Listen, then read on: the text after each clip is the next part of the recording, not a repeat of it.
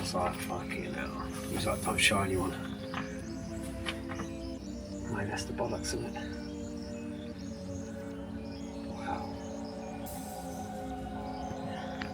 Hi, I'm Ego Trippin, aka Indica's Rhythm, MATT, Syndicate 100.4 Squadron, Juice Records, Splash Records.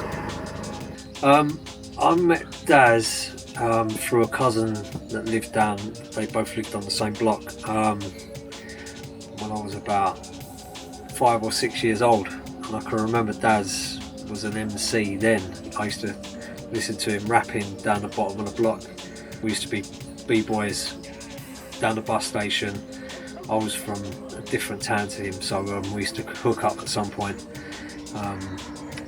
doing breaking and popping and that down at the bus station. And then, cut a long story short, I heard of a radio station called Syndicate FM, 100.4, and sent in a demo tape.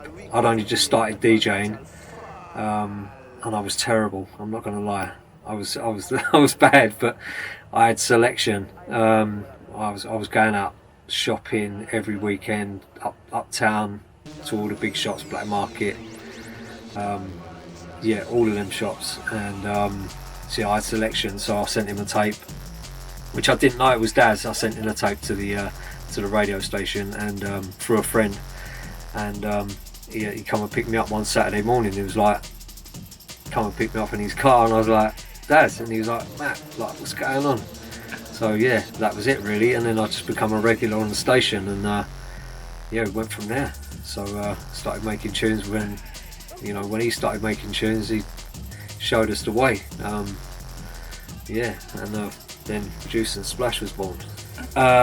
With the Splash Babylon thing, I tried remixing it a few times back in the day. Made a few dub plates of it. A few people was playing it, Mickey Finn and a few other guys. We was all playing it on the station.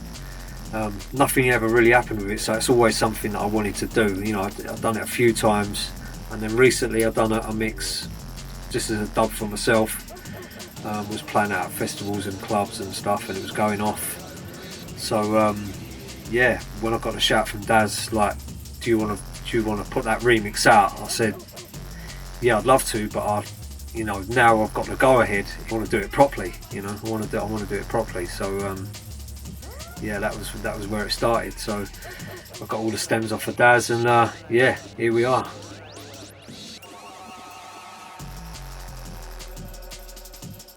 So how challenging is it to remix a big classic like this? It's a bit like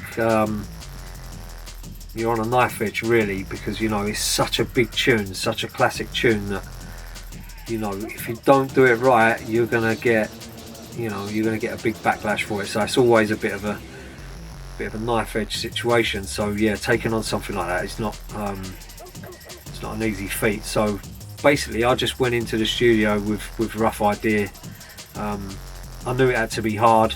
I knew it had to have them old school breaks, and that's nothing that I can't do. So I knew, I've got that pedigree coming from the stable, so it was like I just needed to go in there and make up something real hard that the old school and the new school are both going to love. So yeah, that was the challenge really, was getting that old school balance, but with the new production.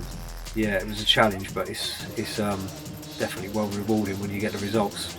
Yeah, how good does it feel to have a release on vinyl? I mean, looking at that, that's the good feeling right there. That DJ recordings, the Juice, Splash, Babylon, Sub Bass, all on the same vinyl picture disc. That just about sums it up right there. That's the feeling you get from having a vinyl release. It's been many years since I've had a vinyl release, so I'm well happy with this. And yeah, I'm going to pin this one right up in the studio. It's going up on the wall. Available right now. Go and grab your copy. www.suburbanbassrecords.com. Picture disc, limited edition. Go cop yours right now.